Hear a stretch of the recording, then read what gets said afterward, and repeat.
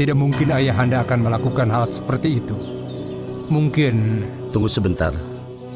Kita tidak mungkin ikut campur urusan ini. Tidak mengerti sama sekali. Saya rela mati kalau Gusti sampai dipermalukan ayahanda.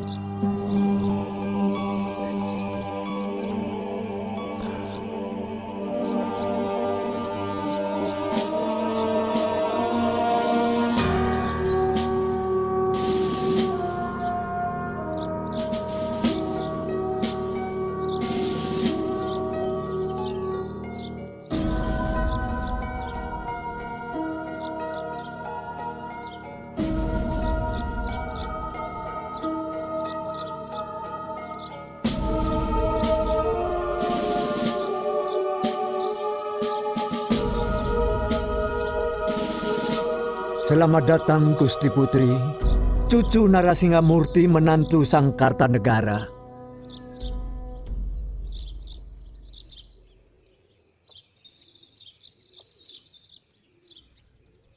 Kami menyusahkan Paman. Tidak ada yang merasa disusahkan, Raden. Kita sama-sama abdi Sang Baginda. Silakan Raden beristirahat. Silakan Gusti, kami akan mengantarkan ke rumah peristirahatan.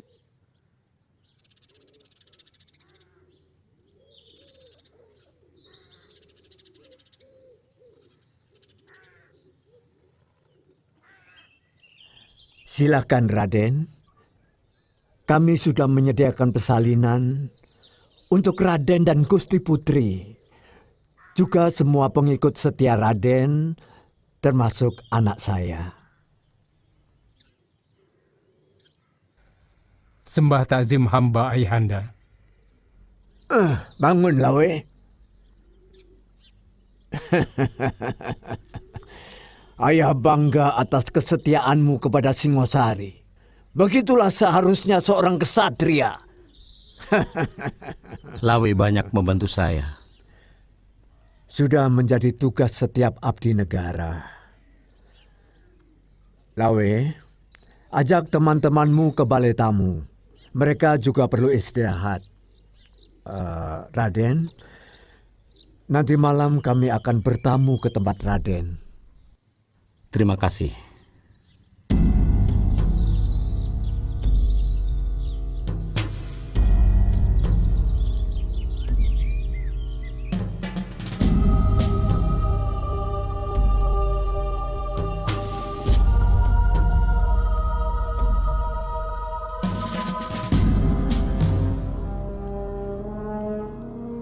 Ada seorang raja, dan saya harus meminta maaf padanya. Apa pantas kami harus meminta maaf padanya? Iya, saya bisa mengerti perasaan Raden. Terlebih Gusti Tribuana yang telah menyaksikan sendiri bagaimana mereka membantai Sang Prabu serta membakar istananya. Tentu ini terasa sangat pahit. Iya, sangat menyakitkan hati. Harus minta maaf pada mereka yang menguasai negeri kami. Raden masih menginginkan negeri itu kembali ke Trah Kertanegara? Jawab dengan jujur, Raden. Siapapun menginginkan miliknya kembali. Benar?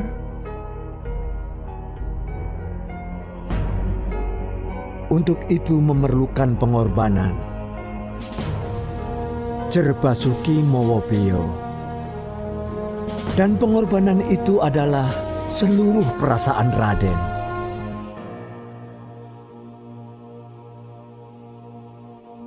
Masalahnya, apakah Jaya Katwang akan memaafkan kami? Sedangkan di sana ada raja yang sangat licik. Saya jamin, Jaya Katwang akan lebih menghormati saya daripada anaknya.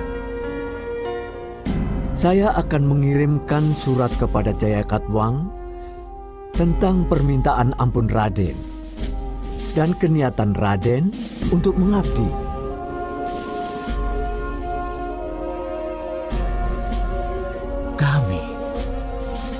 Kami harus mengabdi kepada musuh.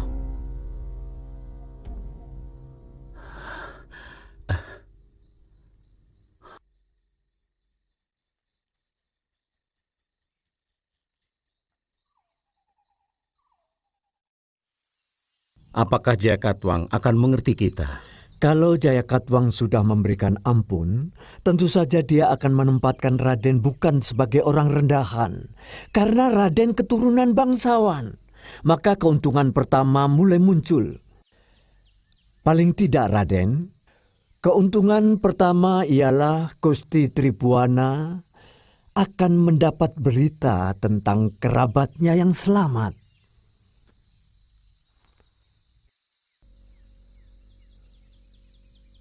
Yang kedua, Raden akan tahu keadaan yang sebenarnya. Siapa-siapa kerabat Singosari yang masih setia dan di mana mereka berada. Kemudian Raden juga akan mengetahui kekuatan orang gelang-gelang. Siapa-siapa yang menjadi kunci penentu. Kalau misalnya hal itu sudah saya lakukan, Jaya Katwang akan menawari tanah perdikan. Tidak mungkin dia akan membiarkan Raden hidup bersama orang-orang terdaha. Dan tidak mungkin pula kalau membiarkan Raden hidup di tengah orang Kediri ataupun Singosari. Dia takut kalau Raden menyusun kekuatan, kemudian membalas dendam. Nah, ini suatu kesempatan yang paling baik. Maka Raden mintalah tanah di daerah Tarik.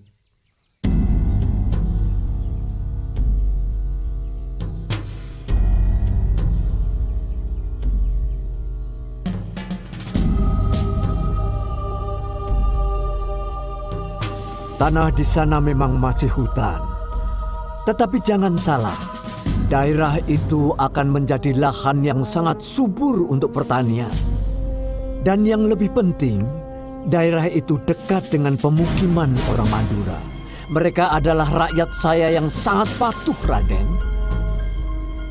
Saya bisa mengerahkan tenaga mereka untuk membuka hutan. Itu kalau Raden berkenan.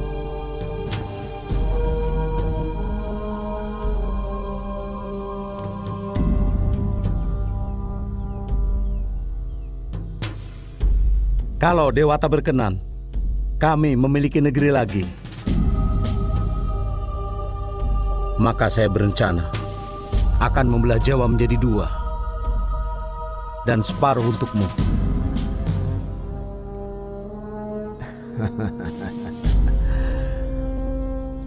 Bagi saya yang penting, Raden berhasil menjadi raja. Dan Trah Tumapel menguasai seluruh tanah Jawa.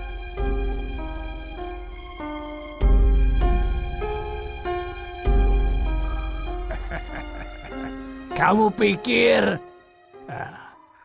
cuma kamu yang bisa membuat syair? Aku ini empu pembuat syair. Tapi aku juga seorang pendekar. Bahkan aku sudah menciptakan jurus-jurus bersyair. Saya benci pendekar. Adik saya seorang pendekar.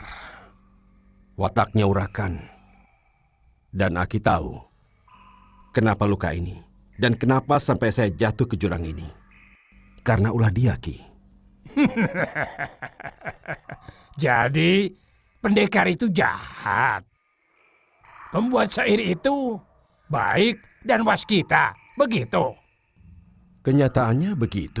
Oh, belum tentu. Yang jahat dan yang baik itu, nih, siapapun bisa berbuat jahat kalau hatinya jahat. Siapapun bisa berbuat baik kalau hatinya baik. Seorang pendekar paling banter bisa menghancurkan 4 atau 5 orang. Tapi seorang penyair bisa menghancurkan sebuah negeri. Tergantung hati nuraninya. Mustahil. Kalau syairnya menghasut rakyat untuk berontak, kemudian rakyat terpengaruh, maka negeri itu akan gonjang-ganjing, kemudian amruk. Ketika kata-kata sudah tidak bisa menjawab tanya, maka bahasa pedanglah yang bicara. Bahasa para kesatria.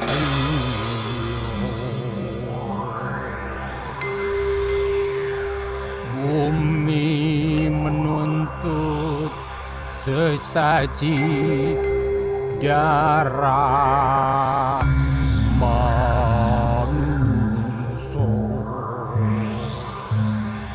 Ya, ya, hop, ya, ya,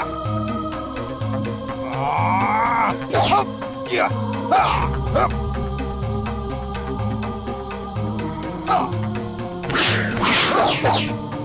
Yeah.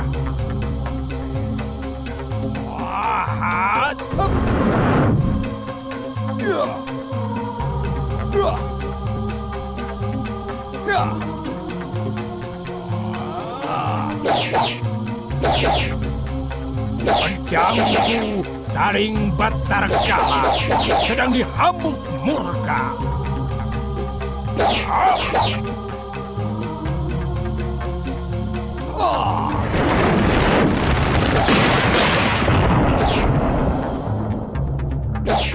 Amarahnya menelan rembulan dari gerhana.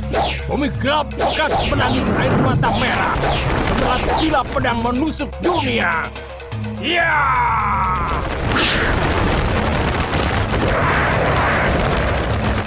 Ya! Ya! Darah mengalir dari ujung pedang. Kekuasaan terbelah dari ujung pedang. Kemegahan berangkat dari ujung pedang.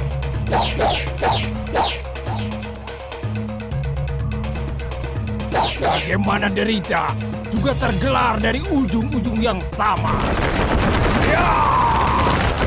Ya! Hop! Bagaimana dengan syairku? Syair Aki sangat mengerikan. Membuat bulu kuduk saya merinding. Begitu pula syair gombalmu yang selalu kamu bikin buat perempuan. Bulu kuduk mereka pun merinding. Untuk kemudian hatinya luluh lantah jatuh ke dalam pangkuanmu. Iya kan, gombal? Tapi pernahkah kamu terpengaruh oleh syairmu sendiri? Hah?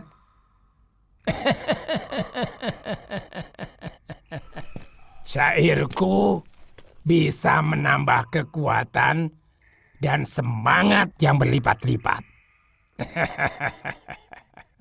Karena bukan sekedar syair, Dia juga japa mantra yang mengiringi ilmu pedangku.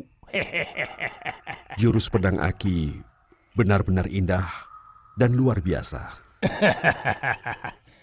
Itu jurus bulan kembar. Semua pendekar dari Blambangan sampai Kediri akan lari terkentut-kentut bila mendengar jurus itu. Saya mulai tertarik dengan ilmu pedang Aki. Bisa. Asal kamu belajar makan daging kalong mentah-mentah. Nanti aku ajari cara makannya. Daging kalong akan menambah kekuatan nafasmu.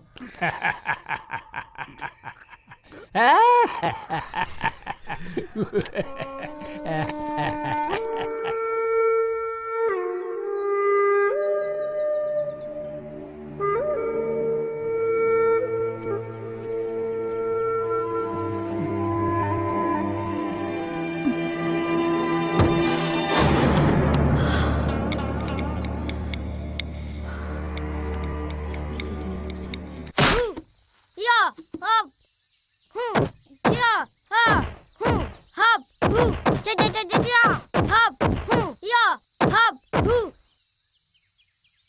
Paman, ada yang datang.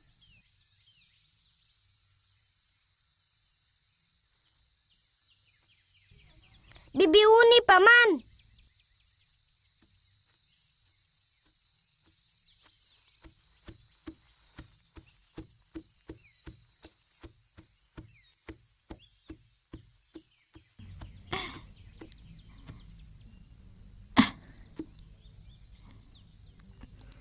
Panji? Iya, Bibi. Bibi sudah lama kok baru datang. Iya, Bibi kangen sama Panji.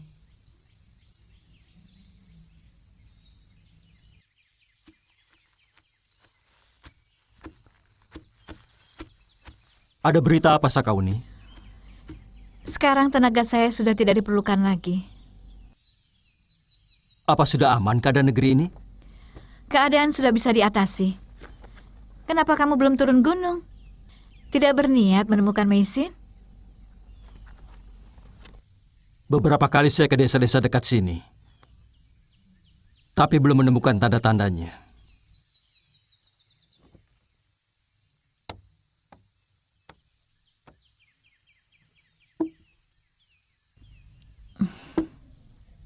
Saya juga sering menyempatkan diri mencari sampai ke pelosok-pelosok kota raja.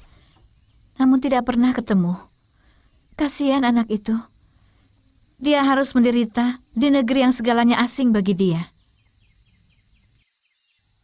Saya berniat akan turun gunung. Paling tidak sampai Panji sudah menguasai beberapa jurus. Ya, supaya dia bisa mempertahankan diri. Ada berita yang bagi saya cukup aneh, Kamandanu. Saya mendengar menantu Prabu Kertanegara dengan 10 anak buahnya menyerahkan diri. Mereka digiring ke Kedaton Kediri. Sanggrama Wijaya, tidak mungkin. Mana mungkin beliau melakukan itu? Beliau akan dihinakan dan dilecehkan. Saya sendiri hampir tidak percaya kalau Patih Kebu Mundarang tidak membenarkan hal itu. Habis sudah harapan negeri ini untuk bisa kembali bangkit melawan wangsa dari Daha itu. Kamu sendiri orang mana? Ayahku seorang empu yang membuat senjata untuk prajurit Singosari. Artinya kamu juga orang Singosari. Ilmu kanuraganmu luar biasa. Kenapa kamu tidak pernah berpikir untuk membela negerimu sendiri? Saya bukan prajurit. Siapapun punya kewajiban membela negerinya. Bukan hanya tentara, bukan hanya pamong, semua. Kamu lihat sendiri. Bagaimana Empu Tong Bajil, Dewi Sambi, atau Rambite dan seabrek pendekar gelang-gelang. Semua membela negerinya. Untuk berjuang menaklukkan Singosari.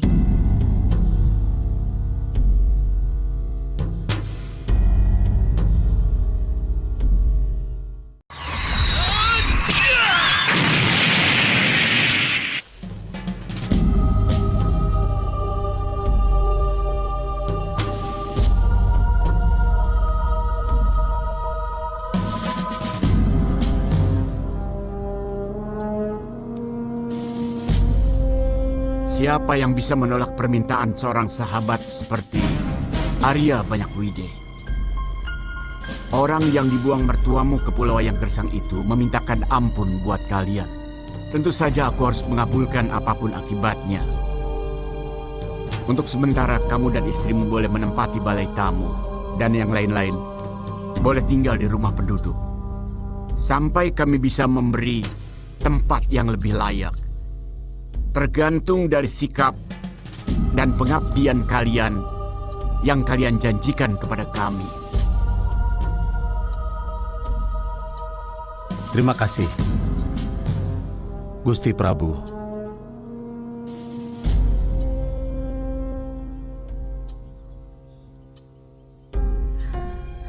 Boleh saya menemui sanak kadang saya yang masih selamat? Tentu saja boleh, Putri Tribuana, saudara menantuku. Terima kasih, Gusti.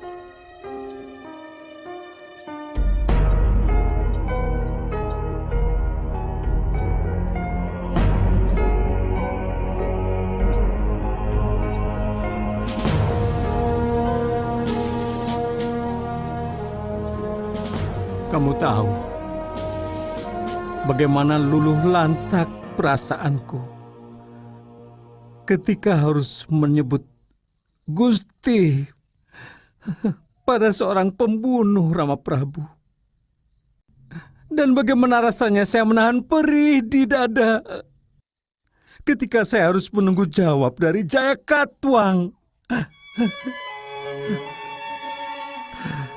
Pada saat itu, saya merasa seperti seorang pengemis yang menunggu belas kasihan orang. Rupanya kita semua dituntut untuk memberikan pengorbanan kepada negeri kita ini. Banyak rakyat dan prajurit yang sudah mengorbankan hidup mereka. Bahkan Ayahanda Prabu pun sudah merelakan hidupnya. Sekarang giliran Kakang dituntut untuk mengorbankan harga diri Kakang. Bukankah itu masih wajar? Kanda Wijaya. Gayatri, masuk.